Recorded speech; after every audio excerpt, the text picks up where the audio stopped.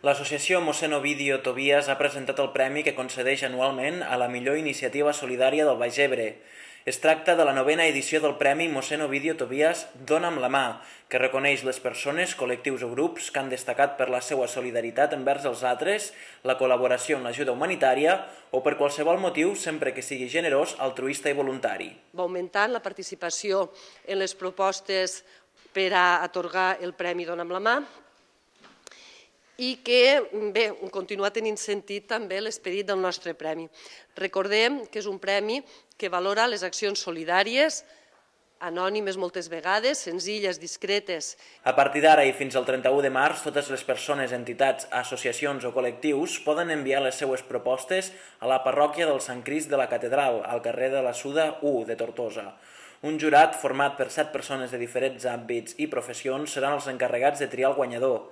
El premi s'atorga el primer dilluns de Festes de la Cinta i consisteix en una escultura de l'artista Àngela Costa. En el marc del reconeixement d'aquests valors humans, l'associació ha organitzat una taula rodona amb el títol Vivim els valors que volem transmetre.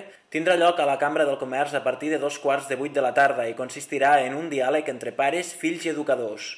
Aquesta és una iniciativa més de les que realitza aquesta entitat adreçada als més joves. Ho fan sense ànim de res, ni econòmic, evidentment, ni tampoc els altres, la popularitat o la fama. Nosaltres sí que amb el premi els volem fer sortir a la llum i això sí que ho necessiten, s'ho mereixen i els esperonen a continuar treballant.